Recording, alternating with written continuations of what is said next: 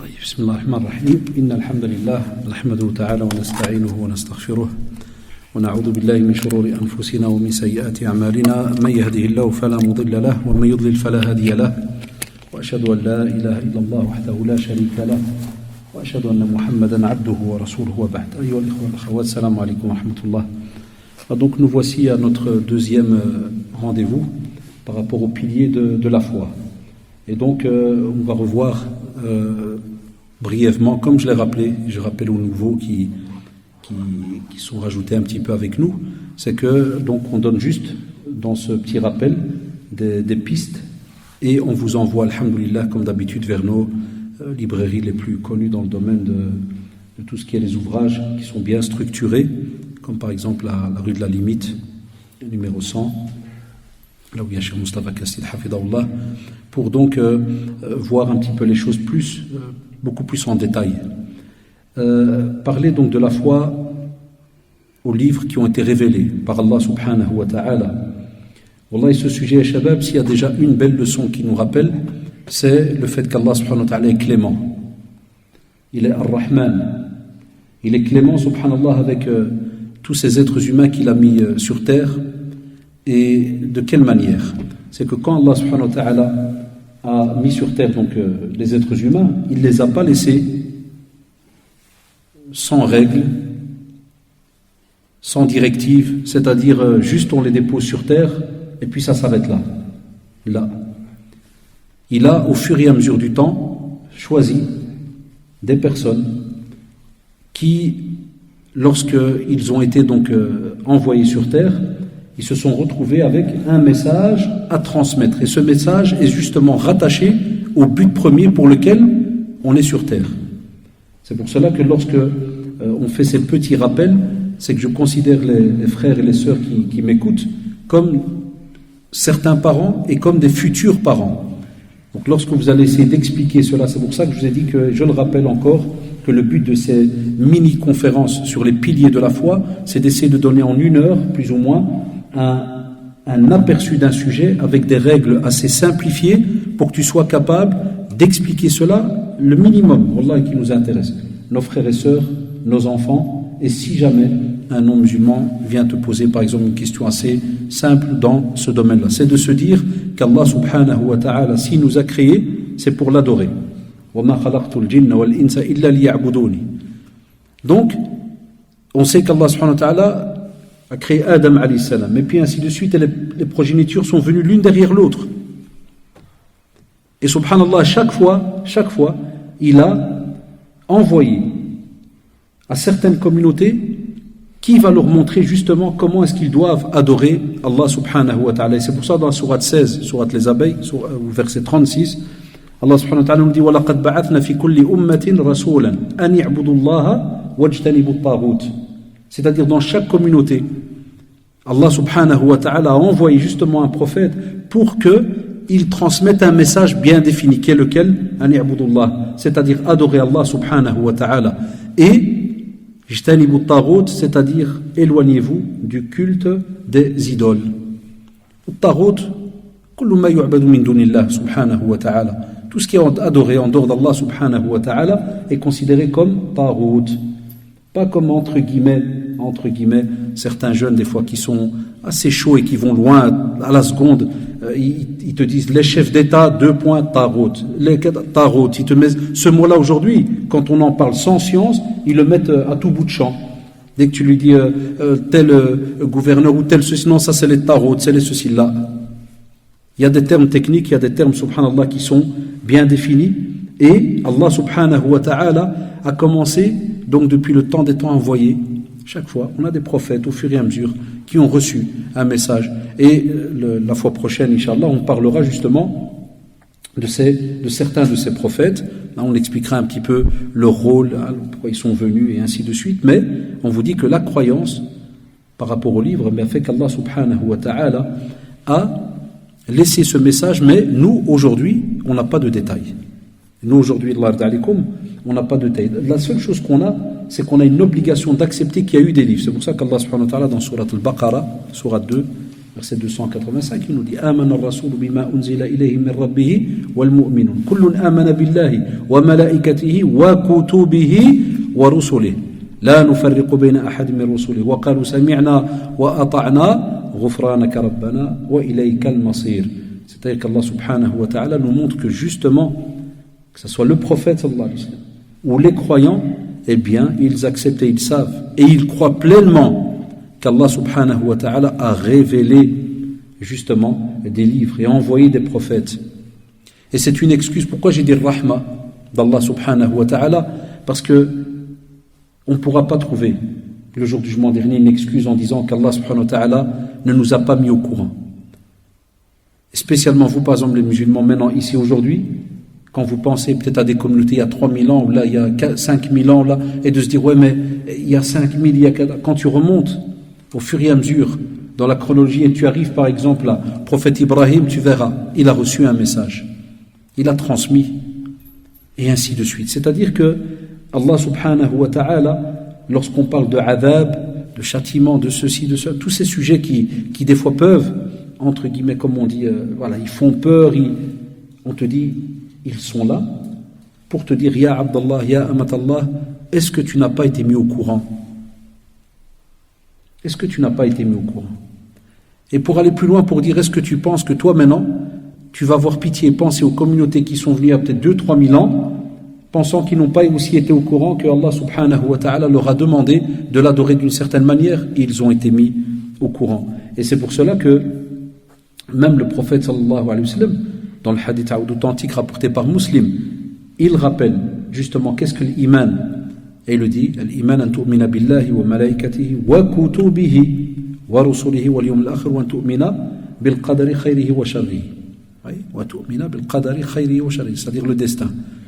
Qu'il soit positif ou bien des fois à nos yeux il peut paraître négatif, mais il y a un bien derrière. Enfin, donc on te dit, subhanallah, que ce dogme, il est ancré en nous. Et nos jeunes doivent le savoir, nos enfants, nos amis, ceux qui se renseignent par rapport à l'islam, à l'âge. Parce que justement, pour être musulman, c'est ça qui est beau. Et dans les petits débats, des fois qu'on avait des petites discussions, j'aime pas le mot débat parce que ça paraît comme des clashs. Là, dans les petites discussions qu'on avait avec certains non-musulmans qui nous rendaient visite, on leur disait, un des signes de grandeur, mashallah, de l'islam, depuis Adam alayhi salam jusque maintenant, c'est que quoi qu'il arrive, un musulman ne pourra jamais de sa vie, jusqu'à sa mort, il ne pourra jamais renier un livre qui a été envoyé. Jamais. Wallahi, même s'il montre un amour immense pour le Coran, qui est le dernier livre révélé, il ne pourra jamais rejeter un livre. C'est incroyable. C'est-à-dire, tu rejettes un livre, tu sors de l'islam. Hatta même si tu es quelqu'un qui connaît 60 hizb, qui est le meilleur des psalmodieurs, et qui connaît le tafsir complet du Coran, l'exégèse complet, et qui prie, et qiyam al-layl, wallah, tout ce que tu peux rajouter comme bonne action, tu viens, tu me dis par exemple que les livres, on va les citer, les livres qui ont été révélés, ça ne m'intéresse pas, moi c'est le Coran point barre, wallah, tu sors de l'islam à la seconde, tu n'es plus musulman. Quand je racontais ça à certains non-musulmans, et qui n'étaient pas au courant de cela, wallah, ils restaient étonnés. Comment? Donc vous, si vous n'acceptez pas l'évangile, l'injil, après je vais expliquer un petit détail. Si vous ne l'acceptez pas, vous sortez de l'islam. Na'am.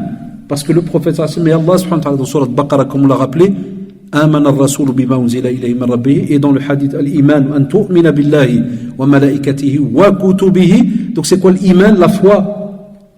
C'est le code qui fait que, mashallah, tu as accepté, agréé auprès d'Allah subhanahu wa ta'ala. C'est que tu acceptes les livres.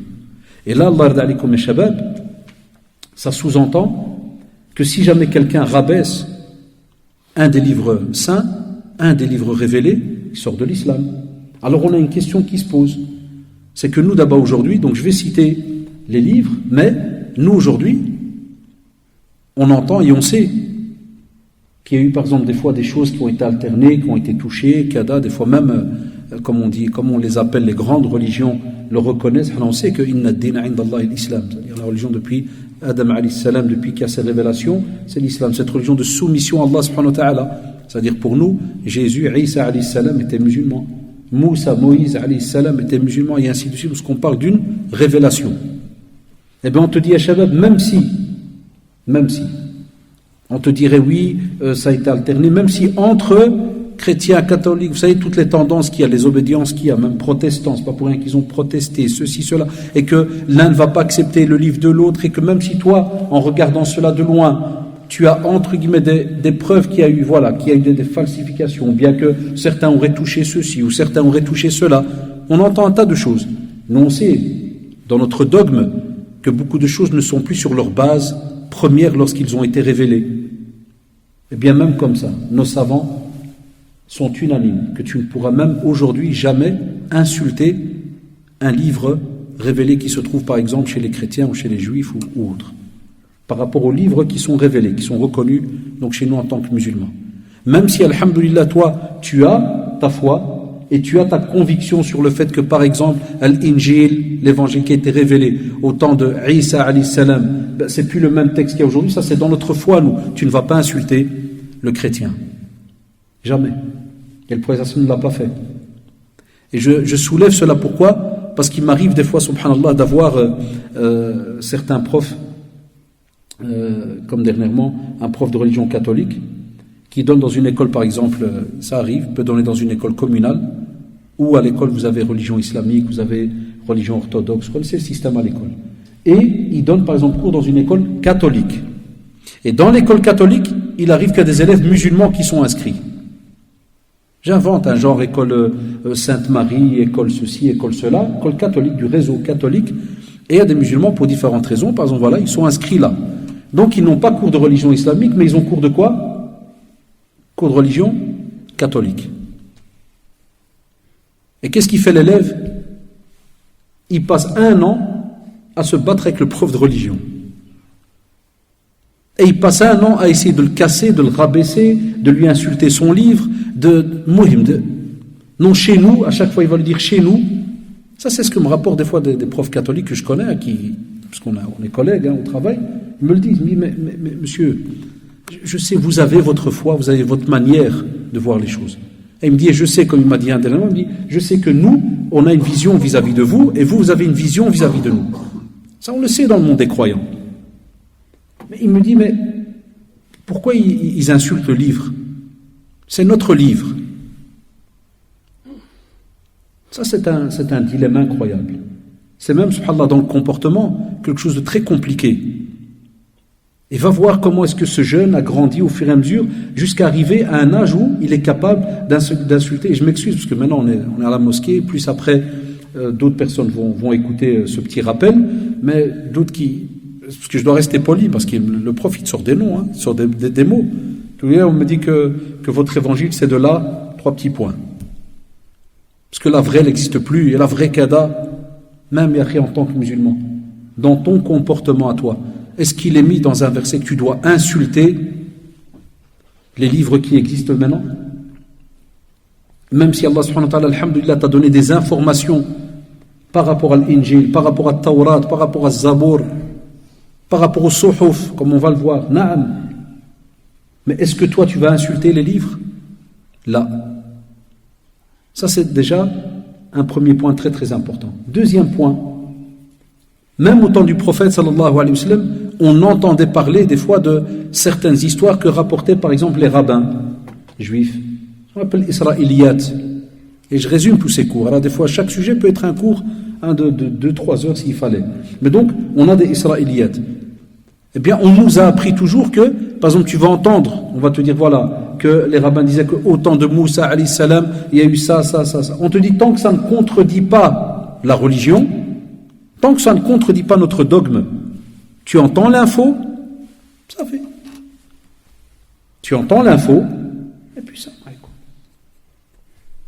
Puisque toi, alhamdoulilah, dans ton dogme à toi, tu ne crois que le dernier texte. Et les anciens textes, tu ne vas quand même pas les mettre en pratique. Puisque le Coran abroge tous les autres textes et il parfait et il termine. Vous me suivez, yaklar d'alikum. Il termine.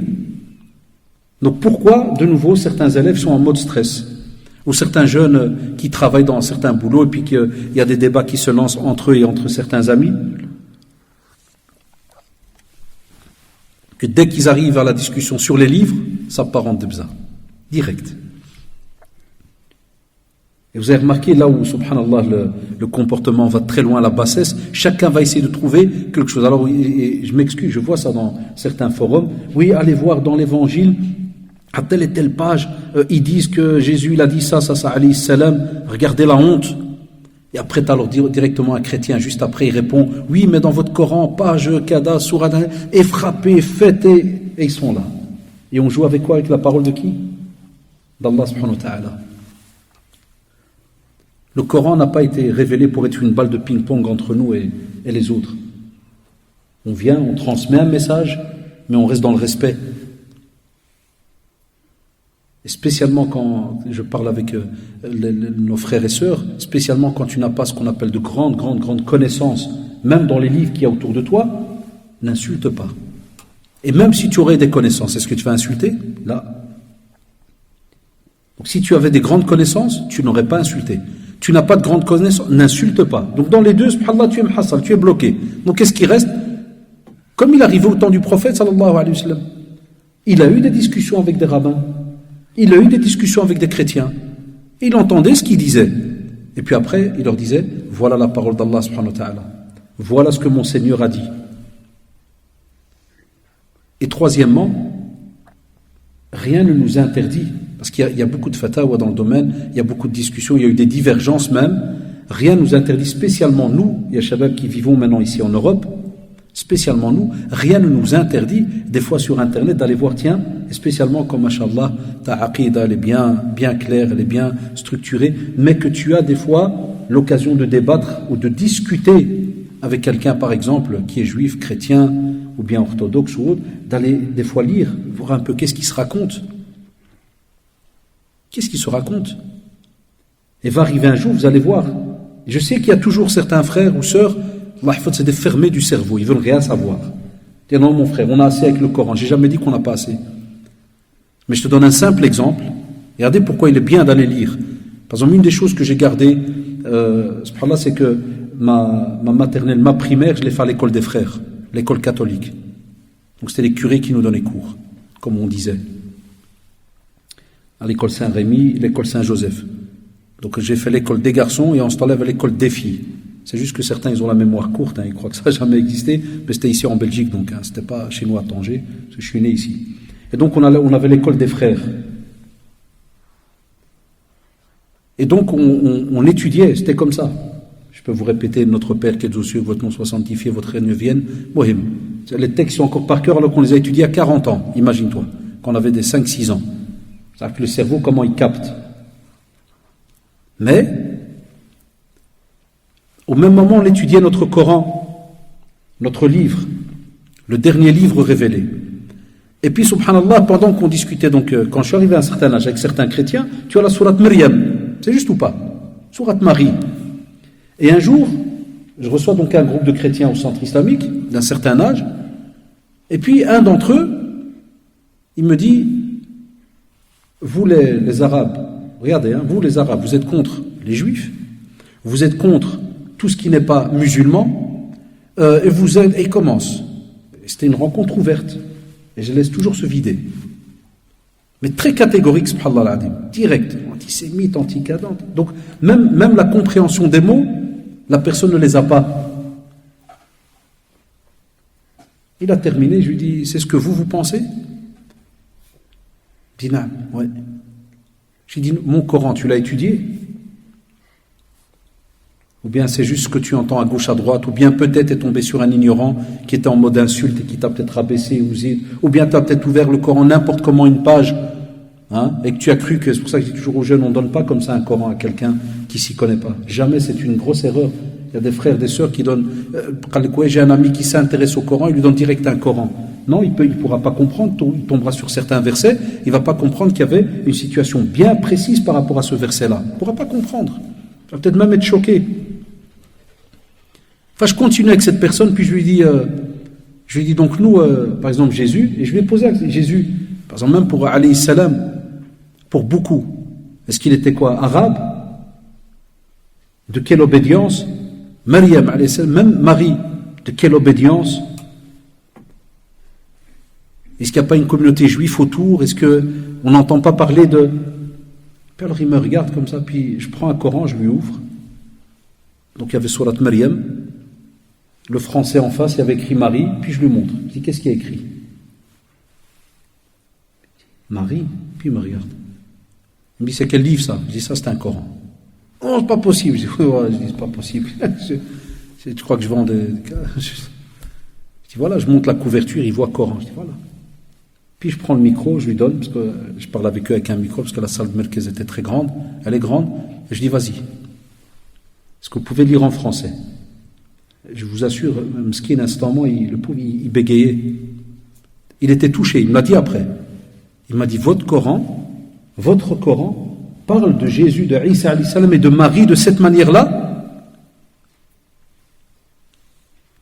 J'ai dit, on a aussi d'autres versets qui font l'éloge des Juifs et des chrétiens, et comme d'habitude, on parle toujours d'une communauté quand elle est bien. Je dis, même chez certains pseudo-musulmans, tu as des mauvais, qui font n'importe quoi. J'ai dit, mais Allah subhanahu wa ta'ala, au temps où il y avait des chrétiens, et au temps où il y avait des juifs, et ceux qui suivaient Moussa alayhi salam, j'ai dit, il y avait des gens qui, dans le domaine de la croyance, avaient un niveau très très élevé. Après, quand les prophètes sont venus les uns derrière les autres, certains n'ont pas accepté de suivre le prophète qui est venu juste après. Comme ceux qui étaient au temps de Moussa alayhi salam, quand Isa alayhi salam, Jésus alayhi salam est venu, ils n'ont pas voulu le suivre, et ainsi de suite. Voilà. Et on parle alors dans le Coran de ce rejet de la croyance. Mais pas de la personne en elle-même. Alors de nouveau, il ne me croyait pas. Non, comment? Je lui montre alors un verset où on voit que le musulman peut se marier avec une chrétienne. C'est juste ou pas? C'est juste ou pas, Shabab? Il peut. Est-ce que le musulman il ne peut pas se marier avec une femme juive? Il peut. Je lui dis donc, de quelle haine vous parlez? Parce que le religieux, c'est une chose. L'humain, c'est autre chose. Donc on a le respect, subhanallah, du livre, on a le respect de la personne. Tu as le droit en islam de partager ton amour avec qui? Avec une femme juive, avec une femme chrétienne. Les gens du livre. Et si jamais les jeunes qui ne comprennent pas bien des fois certains sujets, ils estiment que d'office il n'y a plus de tout ça, donc tu ne pourrais pas aujourd'hui, qui oserait chez un jeune donner une fatwa, Allah, il faut dire, voilà, interdiction totale de se marier avec une chrétienne ou avec une juive? Il ne peut pas. Il ne peut pas le dire. Il ne peut pas substituer au savant et au texte. Donc les shabab, regardez, subhanallah, le respect qu'on est censé vouer, et deuxièmement, regardez même le comportement, donc respect vis-à-vis des livres, on s'arrête, même si on peut ne pas être entre guillemets d'accord ou ceci ou cela, mais t'insultes pas, tu ne rabaisses pas, et on va plus loin, subhanallah, même si, mais wallah, vous pouvez imaginer la scène la plus tendue, même si quelqu'un va insulter Allah, on va dire, ta parole donc que tu as entre les mains, donc le Coran, est-ce que toi alors à ce moment-là tu prends ton courage à deux mains et tu lui insultes par exemple la parole que lui il a entre les mains?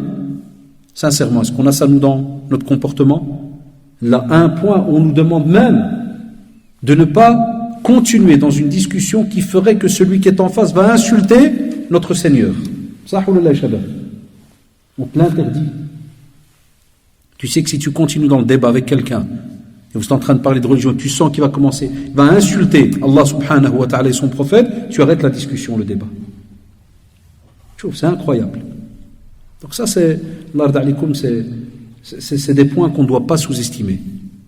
C'est des points que l'on ne doit pas sous-estimer. Et on doit les apprendre et on doit aussi en parler avec nos enfants pour qu'ils gardent ce respect. Et je vous ai dit, quand tu as un prof qui doit passer une année avec des élèves musulmans, des fois même plus, spécialement si dans ce quartier-là, l'enfant, les parents ont décidé qu'il va faire toute sa scolarité, imaginez-vous un enfant qui va, entre guillemets, parler en mal et négatif de l'Injil, de l'Évangile, depuis la première secondaire par exemple, ou bien même en primaire, jusqu'à arriver en 6e secondaire.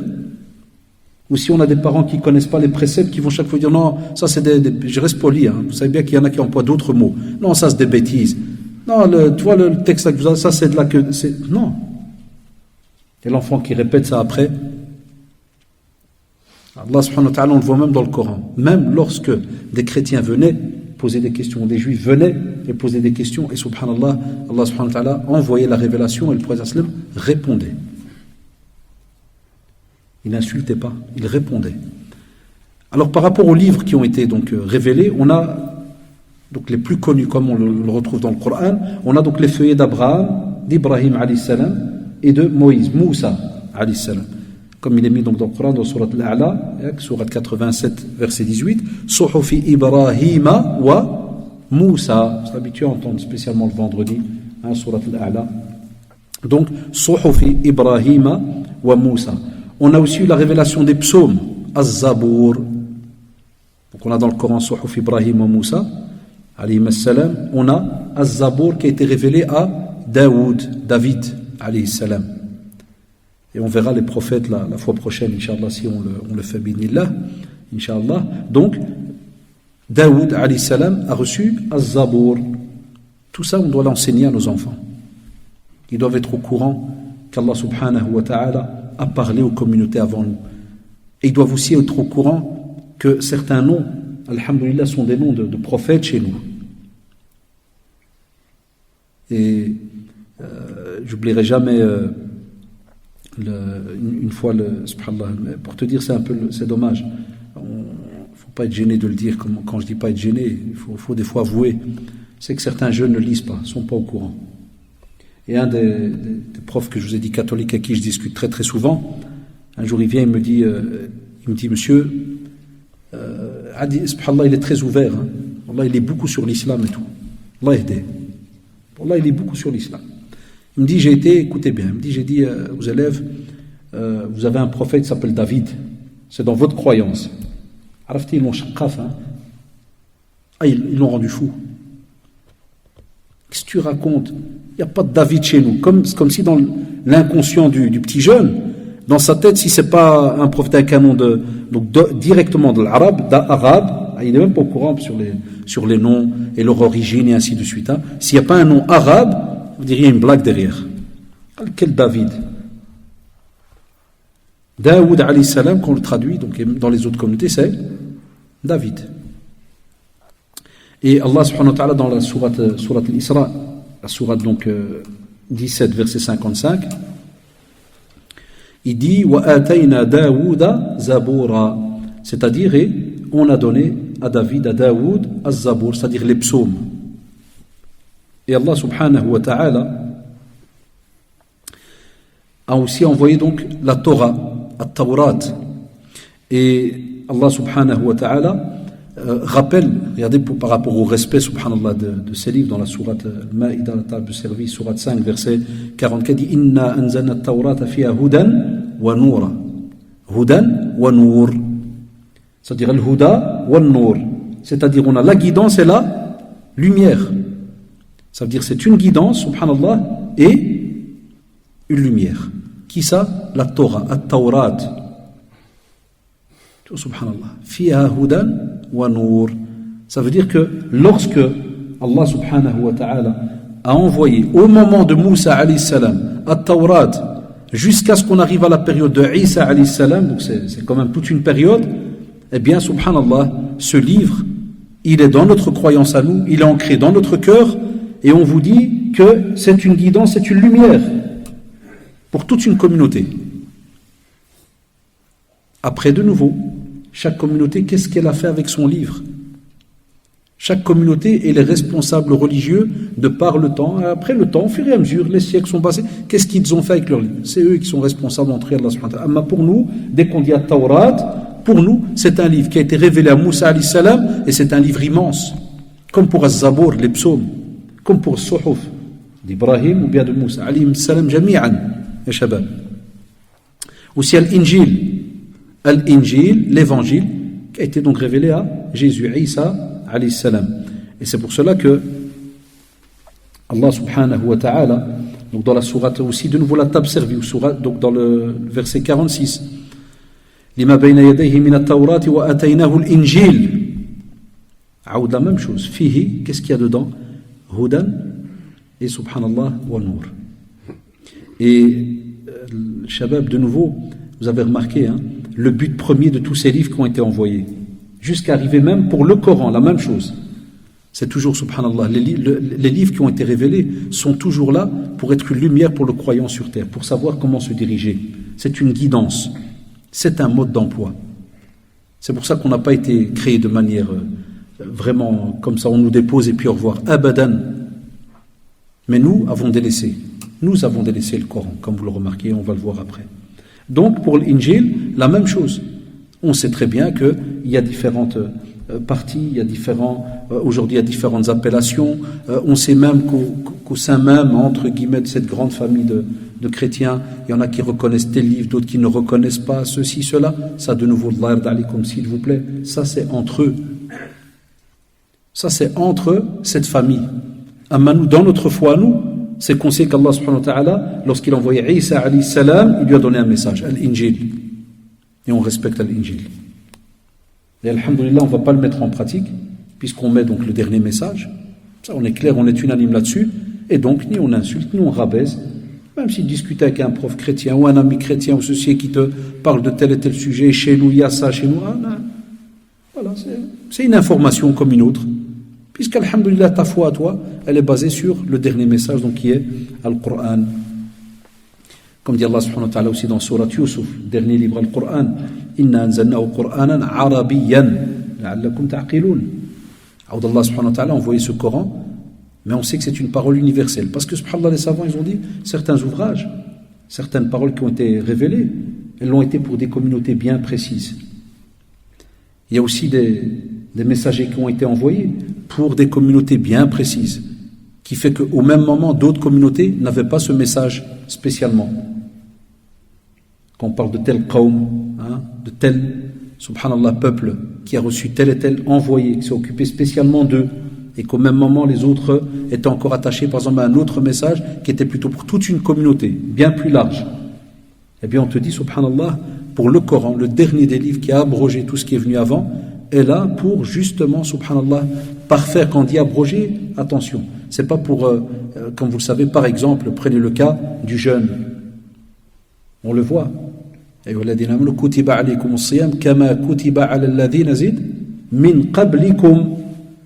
veut dire on a des règles qui ont été instaurées depuis le temps des temps. Et les autres prophètes qui sont venus avant, Mohammed sallallahu alayhi wa sallam, ils ont mis en pratique certains piliers de l'islam, comme Salah, la prière. On priait, mais elle était différente. Et chaque prophète est venu et il a parfait l'acte au fur et à mesure, jusqu'à arriver, subhanallah, donc à ce qu'on appelle la dernière prière, et qui sera celle-là jusqu'à la fin des temps et qui ne changera pas, et que personne ne pourra changer, ni savant, ni qui que ce soit. Donc c'est pour cela que, les savants disent que par rapport à la croyance, quelqu'un pourrait se dire, tiens, maintenant, lorsqu'on parle de la croyance en les livres, on sait très bien que, voilà, ils sont là, d'une certaine manière, qu'il y ait des changements, ceci, cela, on sait que le principal, c'est les noms. Et on sait qu'ils ont été révélés. Et on doit avoir foi en ces livres. Eh bien, on te dit la première chose, il y a certains comportements très très importants qu'on doit avoir vis-à-vis des livres, c'est quoi? C'est qu'on croit, mais avec fermeté. C'est-à-dire qu'on n'a pas de doute qu'Allah subhanahu wa ta'ala a révélé ces livres, et c'est vraiment la parole d'Allah subhanahu wa ta'ala.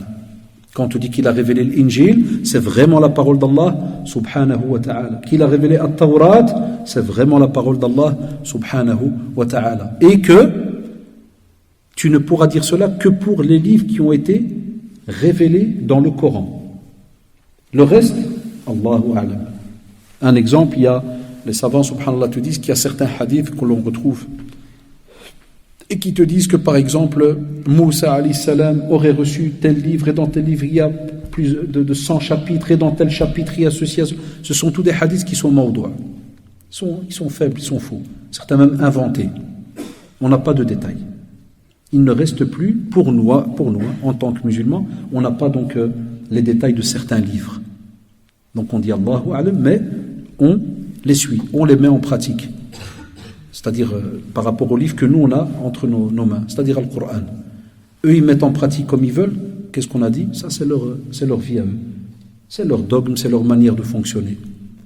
Nous on a juste ce respect, on a ses limites, et alhamdulillah, pour tout musulman, et toute personne qui veut revenir vers Allah subhanahu wa ta'ala, qu'il soit chrétien, juif, orthodoxe ou athée ou n'importe, il reviendra alors vers le Coran, qui est le dernier donc des livres. Deuxièmement, cette parole a été révélée par Allah subhanahu wa ta'ala, soit à travers un voile, ou bien, des fois, comme on va le voir de différentes manières avec le Coran, mais sinon on te dit qu'une partie de cette parole, Allah subhanahu wa ta'ala l'a révélée et les prophètes l'ont entendue. C'est une foi que l'on a. Et on te dit que des fois même, même sans l'entremise d'un ange. Comme on le voit des fois avec Moussa alayhi salam, où Allah subhanahu wa ta'ala va automatiquement donc lui parler. Et on le voit dans les recueils de Aqidah, comme dans l'Aqidah al-Tahawiyya et autres de l'imam Tahawi rahimahullah, on le voit. Allah subhanahu wa ta'ala qui va parler directement. Wa kallama Allah, il va parler à qui? Et on le voit aussi dans le Coran. Allah subhanahu wa ta'ala va parler à Moussa alayhi salam. Il va lui parler directement, sans qu'il y ait un voile ou autre. Et on a, alhamdoulilah, même par rapport au Coran, aux différents sujets qui nous expliquent les différentes manières comment le Coran a été révélé. Par l'entremise d'un ange, ceci, cela. Donc il y a un tas de cours dans ce domaine-là, où il faut aller justement donc revoir un petit peu ces cours-là. Et aussi, une partie a été donc écrite par la main d'Allah subhanahu wa ta'ala. Et c'est pour cela qu'Allah subhanahu wa ta'ala nous dit, nous écrivîmes pour lui. On a donc des termes, subhanallah, qui sont donc utilisés. Et on vous dit que le comment, Allahu a'lam. On a des prophètes où Allah subhanahu wa ta'ala donc leur a révélé telle et telle chose. Et on trouve un verbe, on trouve une manière, mais le comment pour aller rentrer dans les détails, entrer dans les détails, Allahu a'lam. Eh bien ça c'est dans votre foi par rapport au livre. Et même si Allah d'alikum, vous n'avez pas une réponse détaillée, alhamdoulilah, c'est ça la preuve de votre foi. C'est qu'on n'entre pas dans des explications de choses qu'on ne peut pas ou qu'on ne sait pas expliquer. On ne se force pas et on ne peut pas le faire.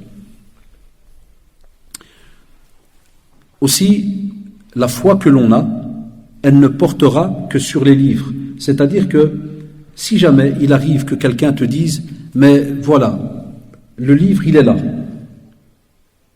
Pourquoi vous n'avez pas foi en ce livre-là » Eh bien, qu'est-ce qu'on a dit à Shabab? Qui se rappelle? Pourquoi est-ce qu'on ne pourra pas, nous, en tant que musulmans, dire que j'ai foi en ce livre que je vois là devant moi? C'est-à-dire l'Injil ou bien Taurat ou bien... Pourquoi? La réponse, elle est simple. Et mais nous, on a dit qu'on doit avoir la foi en les livres. Voilà, parce que, comme on le voit dans notre Aqidah, et comme Allah subhanahu wa ta'ala en parle, on sait qu'après tous ces siècles qui sont passés, s'il y a eu des modifications, des changements ou autres, est-ce que le terme, lui, change dans notre foi? Là. On garde la foi en l'Injil, en Taurat, en Zabour, mais on n'entre pas dans ce qu'on appelle la foi, dans les détails que l'on retrouve, par exemple, aujourd'hui. Ça, c'est un autre dogme, chez d'autres communautés. Et on a dit, on reste dans le respect, dans les limites, et alhamdoulilah, on a donc le Coran, qui est donc ce dernier message ultime et universel. Aussi, Allah d'alikum, les informations qui sont donc entre nos mains, on vous dit que le Coran, pour nous en tant que musulmans, est la dernière des informations que l'on prend.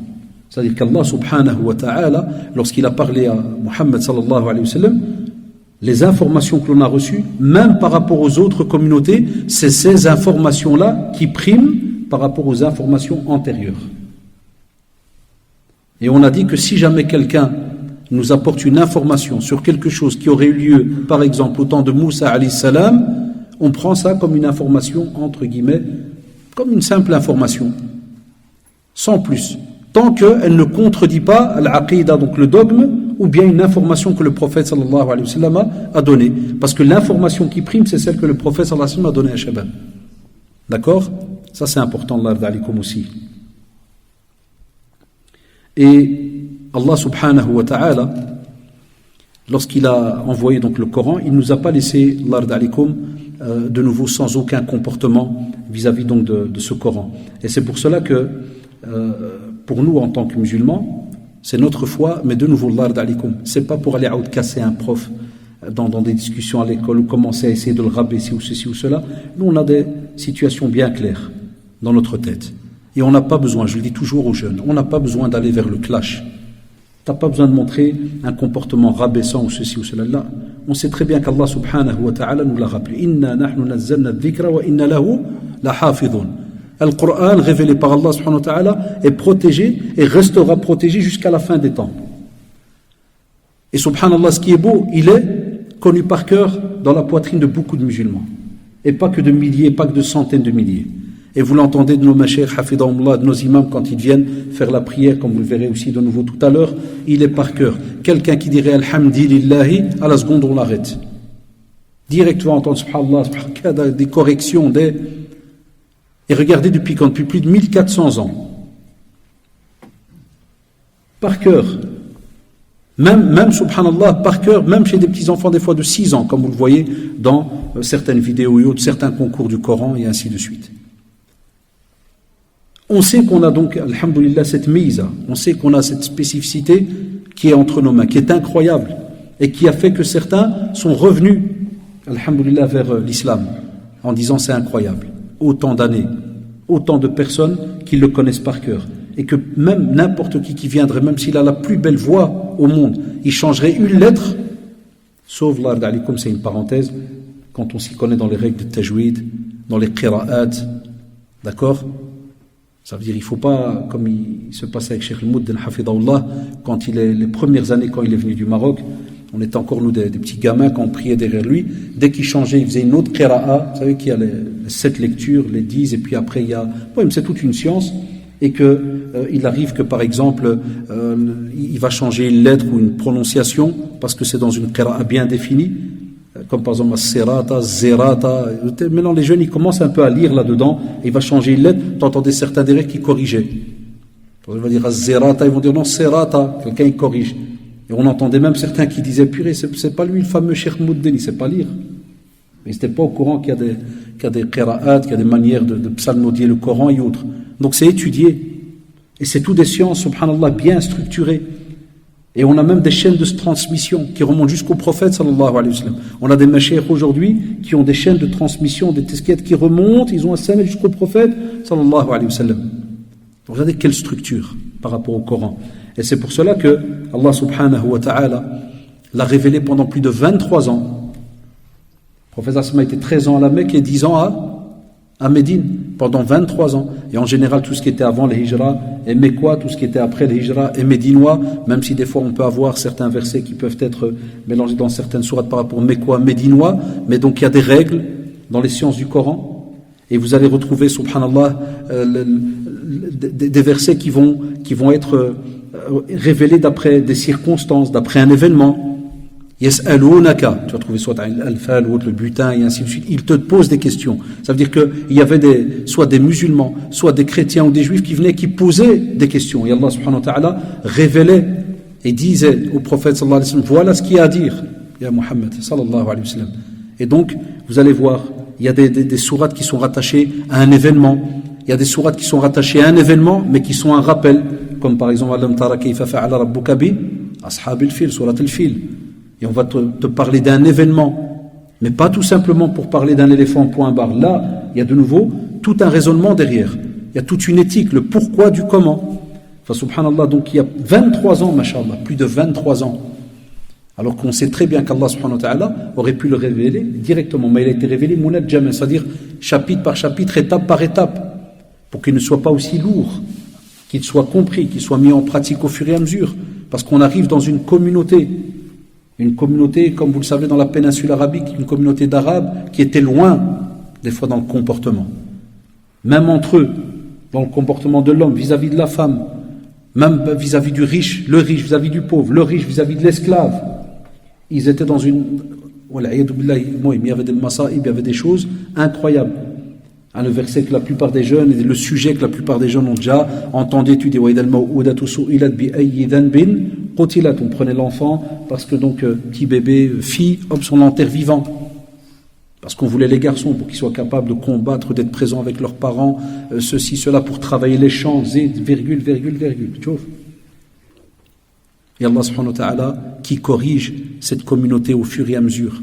Un Coran qui parle au prophète sallallahu alayhi wa sallam.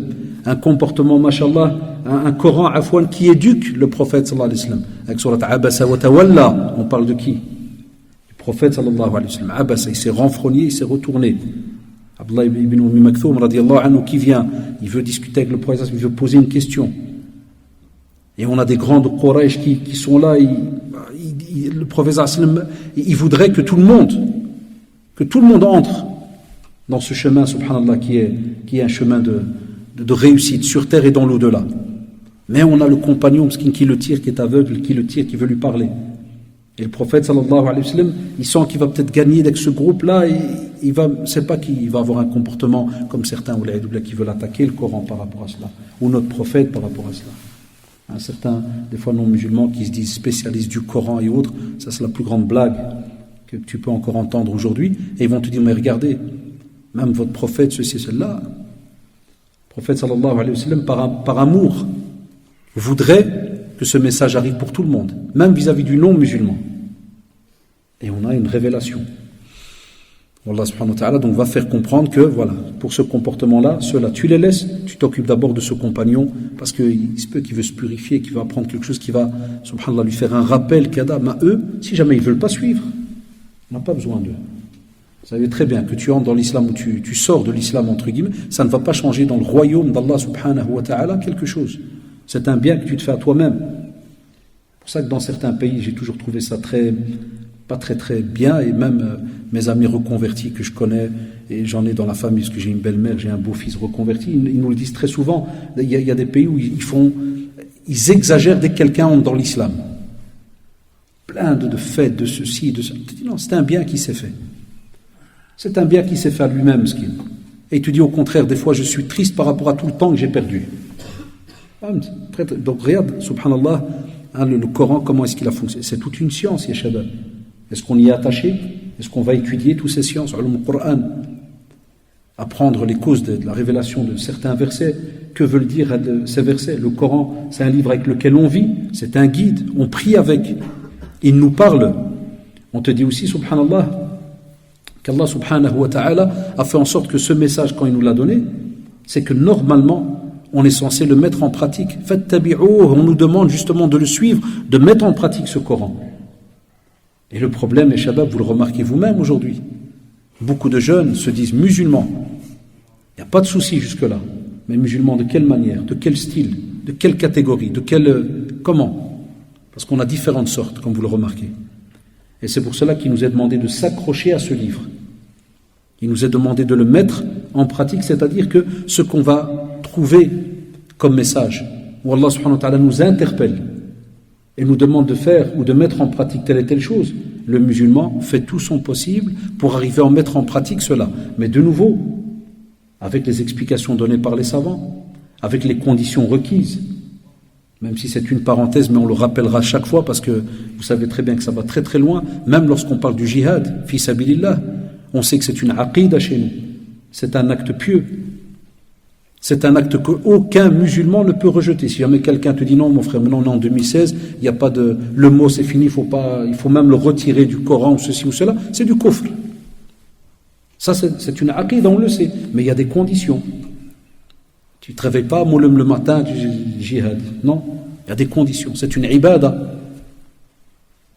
Donc regardez quel beau juste milieu il y a. Tu la rejettes, wallah, et tu sors de l'islam. Tu dois l'accepter, mais il y a des conditions autour. Eh bien, subhanallah, ce Coran, il régit toute ta vie. Il régit toute ta vie, jusqu'à ta mort. Et il te suit toute ta vie, jusqu'à ta mort. On te dit aussi, lorsqu'on est face à ce Coran, on est censé abandonner tout ce qui est interdit, tout ce qui est illicite, tout ce qui a été cité dans le Coran, qui normalement te montre que si tu touches à telle et telle chose, tu vas vivre mal. Et c'est pour ça qu'Allah subhanahu wa ta'ala rappelle وَمَنْ أَعْرَضَ عَنْ ذِكْرِ فَإِنَّ لَهُ مَعِيشَةً ضَنْكَ. Le rappel, ya shabab. Parole d'Allah subhanahu wa ta'ala fait que tu vis sur terre, wallah, d'une manière aisée. Tu vis sur terre d'une manière bien. Mais si jamais tu évites la parole d'Allah subhanahu wa ta'ala, tu vivras, vous savez, ma'ishatan dhanka, ça veut dire c'est une vie remplie de problèmes, remplie de gêne. Donc le Coran, subhanallah, est une des réponses, même si ça embête certains, mais c'est une des réponses par rapport à certaines, entre guillemets, maladies qu'on vit, spécialement une maladie des fois psychologique ou psychosomatique, où vous mettez tous les mots psy après les virgules. On ne sous-estime pas, na'am, il peut y avoir des maladies très profondes, mais moi on parle dans la généralité. Le rappel et le rappel en partant de l'invocation, la lecture du Coran. Ce Coran, Allah ya shabab, c'est pour cela que hatta nos mashayikh, jazakumullah, la plupart, et on est très fautifs nous dans ce domaine-là, la plupart, il te dit, avant d'entrer dans n'importe quelle science pour commencer à étudier, il te dit, étudie d'abord quoi? Le Coran. Et voilà pourquoi les mashayikh, jazahumullah, ici en Belgique, les premiers, nous, il y a plus de 30 ans, là, même quasi, je peux monter jusqu'à 40 ans, parce qu'on est rentré à 5-6 ans à la mosquée pour étudier le Coran. Ils ne te donnaient pas cours de langue arabe. Wallah, les jeunes, écoutez-moi bien, on l'a vécu. Ils ne nous donnaient pas de cours de langue arabe. Ils disaient d'abord le Coran. Je me rappelle même quand le Cheikh Mouddin Hafidahullah est venu et Shafahullah, on était déjà arrivé à des 38, 30, presque 40 hizb, et même comme ça, certaines sciences, Wallah, mais ils voulaient nous les donner. Et quand on a voulu, parce qu'il y avait d'autres élèves, quand on voulait étudier par exemple Tayyibat al-Nashr, Qira'at al-Ashr, et ils nous le mettaient en sorte de poésie en dessous de notre planche où on écrivait le Coran, ils ne le mettaient pas à n'importe qui.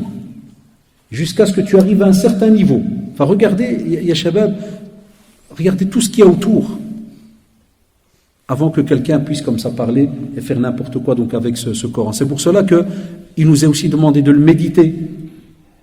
Et la méditation, c'est de prendre certains versets et de voir, subhanallah, la leçon qu'Allah subhanahu wa ta'ala nous laisse.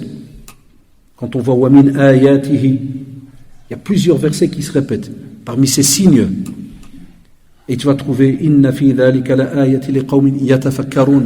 Il y a là des signes, regardez, des signes pour qui? Ceux qui réfléchissent. On parle d'ulil albab, ceux qui sont dotés d'intelligence, sont doués. Chaque fois, subhanallah, on interpelle la personne par rapport à sa réflexion. Parce qu'Allah subhanahu wa ta'ala, justement pour que tu sois quelqu'un de responsable devant Allah subhanahu wa ta'ala, c'est que tu as la raison. Quand tu n'as pas la raison, c'est que tu es du monde, soit du majnoun, ou dans le coma, ou bien, vous savez, toute personne qui a perdu ses facultés. Mais dès que tu as tes facultés, tu es responsable. Eh bien, Allah subhanahu wa ta'ala, dans le Coran, interpelle la personne qui a la raison. Et c'est ça qui est beau, ya shabab. Vous savez, le même professeur, des fois je discutais avec lui à l'école, il me disait, c'est dommage, vous les musulmans, vous êtes contre, écoutez bien, il me disait, vous êtes contre tout ce qui est l'écologie, la pollution. Je dis, pourquoi un jugement comme ça aussi direct? Regardez, c'est très simple, il a raison. Il me dit, on ne vous voit pas dans les conférences ou colloques sur la pollution, sur quoi. Je dis, mon ami, nous on a des traités par rapport à cela, il y a déjà plus de 1400 ans, sur le respect de la nature, sur le fait de réfléchir par rapport à tout ce qu'il y a autour de nous. Je dis, va voir dans le Coran, lis-le. Où tu vois qu'Allah subhanahu wa ta'ala nous demande de regarder ce qu'il y a dans les cieux, sur terre, même une plante. Il reprend, subhanallah, tous les domaines de ta vie. Si tu vis avec le Coran, il reprend tous les domaines de ta vie. En tant que musulman, si on lisait le Coran comme il se doit, Allah, tu sors, tu vas dans un parc, tu regardes un arbre, tu réfléchis. Est-ce qu'on le fait? Là. On le fait avec nos enfants? Est-ce qu'on prend un de nos enfants? Je l'ai déjà testé, ça les fait rire. Prends un de nos enfants, tu mets devant un arbre, tu dis regarde. Après 2 minutes, tu fais ouais, mais qu'est-ce qui se passe? C'est un arbre. Tu dis dans le Coran, tu n'as pas lu tel et tel verset qui parle de l'arbre, de Shajara? Pourquoi Allah subhanahu wa ta'ala en a parlé? C'est qu'il y a quelque chose derrière. Après, subhanallah, regardez, son disque dur, il se met en marche. Ah, c'est vrai. Parce que dans le cours qu'on a fait avec tel et tel monsieur en géologie, en ceci, en cela, au Kada, on a parlé de. Ah ben na'am, voilà. Allah subhanahu wa ta'ala en parle il y a 1400 ans, sans entrer dans de grands détails, il y a plus de 1438 années rien que par rapport à la hijra, sans entrer dans les détails, mais il termine en te disant réfléchis. Il y a là des signes pour ceux qui réfléchissent. On te dit aussi, Allah d'alikum, son étude implique la compréhension de ce qui est indiqué dans le Coran. Ça, alhamdoulilah, ceux qui sont habitués à m'écouter, j'arrête pas de leur dire.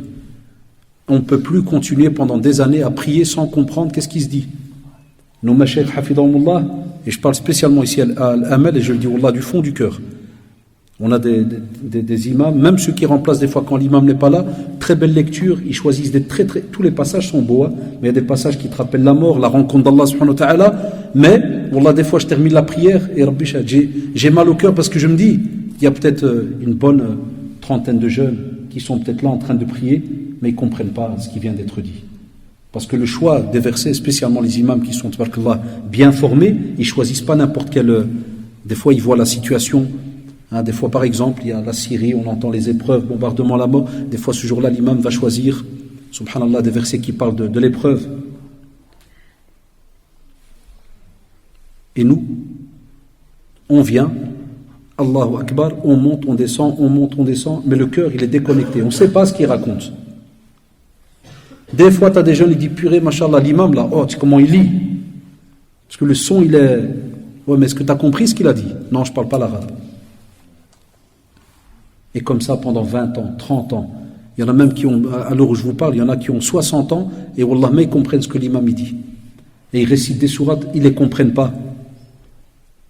Et on va rencontrer Allah subhanahu wa ta'ala de cette manière, en ayant prié 40 ans, sans savoir ce qu'on raconte dans la prière. Allah yarda alikum, vous trouvez ça encore normal? On ne peut pas. Il y a les jeunes qui disent que j'ai rien à faire. Hasha lillah. Va étudier. Va étudier Allah yarda alik. Et tu vas voir le Coran, c'est là que des fois, quand tu vas être touché par quelque chose, tu vas trouver une réponse.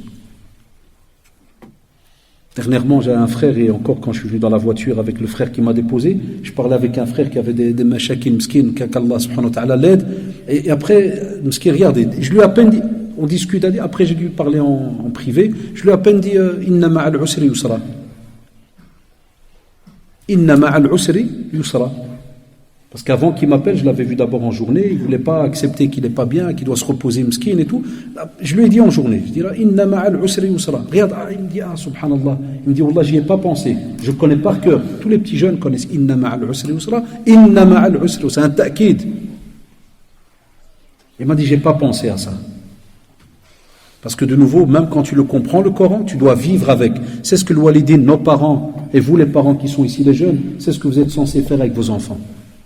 Chaque fois qu'il prie, t'arrives du travail, ton enfant il est rentré de l'école en retard, qui s'allait, il y a que salat d'or, il a prié d'or, ou là l'asar, du lui vient, quelle sourate t'as employé? Mais wallah, vous le voyez vous-même, on est loin, par exemple, on va dire, j'ai prié avec Qul Allah ahad et wal asr. Yallah, shrah li. Explique-moi. Et vous allez voir. Alors là, des fois, on n'ose même pas le faire. On ne veut même pas le faire. Vous savez pourquoi? Parce que nous-mêmes, on ne sait pas. Nous-mêmes, on ne sait pas. Il y a des personnes, maintenant, tu dis les ilafi Quraysh, ilafihim. C'est quoi les ilafi Quraysh? Ilafi Quraysh. Ilafihim. C'est quoi ces mots-là? Vous allez voir, beaucoup ne savent pas expliquer. Mais tout le monde répète les ilafi Quraysh parce que c'est les plus petites sourates depuis 100 ans. Allah subhanahu wa ta'ala khalaqna comme des robots, on vient tout simplement les ilafi Quraysh. Ça veut dire quoi? Ça n'a rien à voir d'être faqih ou la alim ou la, mais c'est le minimum vital parce que le Coran had kalamullah. Shki'ani kalamullah, parole d'Allah subhanahu wa ta'ala. Elle est envoyée pour qui? Pour toi. Donc il te parle.